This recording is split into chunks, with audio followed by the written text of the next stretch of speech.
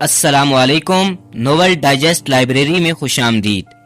मैंने जिस घराने में आंख खोली इसको हमारे मुआशरे में एक अमीर तबका और मॉडर्न क्लास कहते हैं।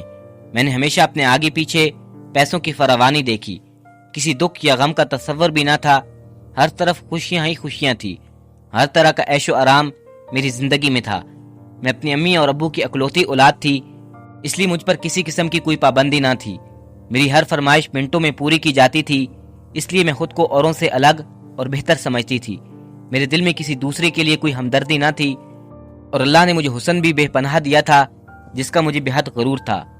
स्कूल में मेरी इन्हीं लड़कियों से दोस्ती थी जो मेरी तरह अमीर थी, और कॉलेज में सिर्फ टाइम पास करने जाती थी, क्योंकि मेरे लिए कॉलेज पढ़ने की नहीं सैर व तफरी की जगह थी। और कॉलेज के सारे लड़के मेरे स्टेटस के दीवाने थे। कॉलेज की लड़कियां मुझे रश्क भरी निगाहों से देखती। मैं किसी लड़के को तो क्या, किसी लड़की की भी इज्जत ना करती। कॉलेज के सारे लड़के मेरे आगे पीछे घूमते और मुझसे बात करने को तरसते, जबकि मेरी नजर में इन हकीर और गरीब लड़कों की कोई वैल्यू न थी। फिर एक दिन हमारे कॉलेज में एक लड़का आया, मुझे वो पहली ही नजर में बहुत पसंद आया। मेरा ख्याल था कि वो भी मेरे हुस्न को देखकर दंग रह जाएगा, लेकिन ऐसा कुछ भी नहीं हुआ था। मैं इससे बात करने के बहाने ढूंढती, जबकि वो मेरी तरफ देखता भी नहीं था। वो मेरे हुस्न से बेनियाज और अपने आप में मगन रहता था। मुझे इसकी इस आदत ने दीवाना बना दिया और इसे हासिल करना मेरी जिंदगी का मकसद बन गया। मैंने इससे बात करने की बहुत कोशिश की, लेकिन वो मेरी बात का जवाब हूँ या हाँ में ही देता। मैंने इसके बारे में सब मालूमात हासिल की तो मुझे मालूम हुआ कि एक गरीब घराने से ताल्लुक रखने वाला है और इसका नाम इर्तजा है। इसका बाप किसी छोटी सी कंपनी में क्लर्क है। इर्तजा की 2 छोटी बहनें भी हैं। कॉलेज के बाद शाम को बच्चों को ट्यूशन पढ़ाता है और आजकल पार्ट टाइम नौकरी की तलाश में है। मैंने इर्तजा की इसी कमजोरी का फायदा उठाते हुए इसे माली तौर पर फायदा पहुंचाने का सोचा। मैं इसे अपने पैसों से खरीदना चाहती थी। फिर मैंने अब्बू से इर्तजा की नौकरी की बात की। अब्बू ने हमेशा की तरह मेरी ये फरमाइश भी पूरी कर दी। दूसरे ही दिन मैं इर्तजा को ये खुशखबरी सुनाने पहुंची। ये खबर सुनते ही इर्तजा बहुत खुश हो गया। मैं सोच भी नहीं सकता था कि आप इतनी बड़ी कंपनी से मेरे लिए काम की ऑफर लेकर आएंगी और मेरी इतनी बड़ी मुश्किल इतनी आसानी से हल हो जाएगी। इसके बाद इर्तजा ने मेरी इज्जत करना शुरू कर दी। वो मुझसे जब भी बात करता निगाहें झुकाकर बात करता। इन सब चीज़ों के बाद मुझे अपनी जीत बहुत करीब से दिखाई देने लगी। मैं कुछ ही दिनों में इर्तजा के प्यार में पागल होने लगी, लेकिन इर्तजा को इस बात की कोई परवाह न थी। मैं इस दिन का इंतजार कर रही थी जब वो मेरे एहसान तले दब जाए और मेरे इस इजहार मोहब्बत करने पर इनकार न कर सके। एक दिन जब इर्तजा से मिलने में अब्बू के ऑफिस पहुंची तो वो वहां नहीं था। मैनेजर ने मुझे बताया कि कल इर्तजा साहब की शादी थी, इसलिए वो छुट्टियों पर हैं। ये खबर मेरे लिए किसी बड़े धमाके से कम न थी। मैं ये सोच भी नहीं सकती थी कि वो मेरे अलावा किसी और का हो जाएगा। ये बात मेरे दिमाग से निकल ही नहीं रही थी और मेरी हालत किसी दीवाने से कम न थी। इर्तजा को हासिल करना अब मेरा जुनून बन चुका था। मैं किसी सूरत इर्तजा को खोना नहीं चाहती थी। मैं इसकी मोहब्बत में इतना आगे जा चुकी थी कि पीछे पलटना अब नामुमकिन था। मैं इसकी बीवी से मिलकर ये देखना चाहती थी कि क्या वो मुझसे ज्यादा खूबसूरत है। एक दिन बगैर बताए मैं इर्तजा के घर चली गई। बहुत पुराना घर था, मेरा तो दम घुट रहा था। इर्तजा ने अपनी बीवी से मिलवाया। इसका नाम परवीन था और वो इर्तजा की चचाजाद कजन थी। वो बहुत आम सी लड़की थी। मैंने इसमें ऐसी कोई खास बात नहीं देखी कि इर्तजा जैसे खूबसूरत इंसान की वो बीवी कहलाई। इर्तजा और इसकी बीवी मुझसे बहुत मोहब्बत से मिले। मुझे परवीन से बेइंतहा नफरत महसूस होने लगी, इसलिए इर्तजा के लाख रोकने पर भी बिना कुछ खाए पिए इर्तजा के घर से लौट आई। सारे रास्ते इर्तजा और परवीन के बारे में ही सोचती रही। मैं जितना सोचती इतनी नफरत परवीन के लिए मेरे अंदर पैदा होने लगती। इसी दौरान अचानक मेरी नज़र सड़क पर लगे एक बोर्ड पर पड़ी, जिस पर लिखा था कि आपके हर मसले का हल मेरे पास मौजूद है। मैंने गाड़ी वहीं रोक दी और दरवाजे से अंदर दाखिल हो गई। अंदर दाखिल हुई तो देखा कमरे के कोने में काले कपड़ों में मलबूस एक औरत बैठी है, जो शक्ल से काफी उधेर उम्र की लग रही थी। इसके गले में मुख्तलिफ किस्म की रंगीन माला थी। इसके आगे पीछे काफी लोग जमा थे। मुझे देखते ही इस औरत ने हाथ के इशारे से लोगों को जाने का कहा।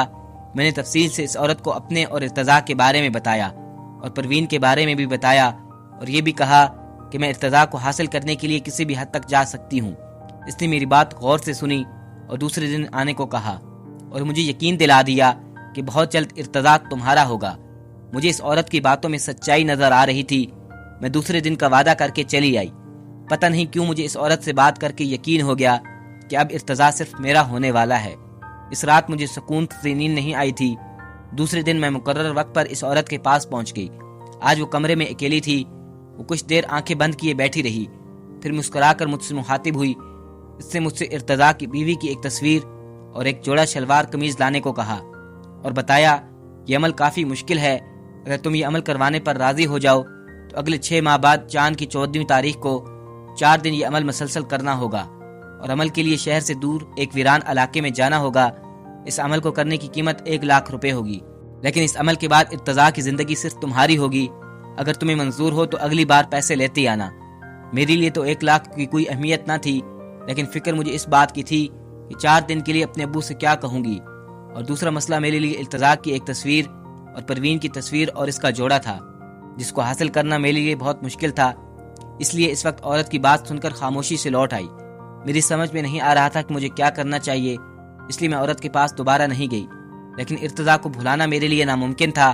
میں ہار کا سوچ کر اسے حاصل کرنے کی تمنا میرے اندر بڑھتی ہی جا رہی تھی۔ اس کی یاد مجھ سے چپک کر رہ گئی۔ میں محسوس کر رہی تھی کہ وقت کے ساتھ ساتھ میری دیوانگی میں بھی اضافہ ہوتا جا رہا تھا۔ خیر، وقت کو گزرنا ہوتا ہے، وہ گزرتا چلا گیا۔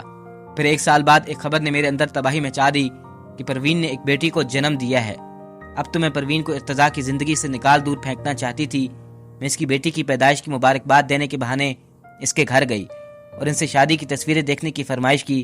ارتضیٰ فوراً اپنی شادی کا البم نکال کر لے آیا۔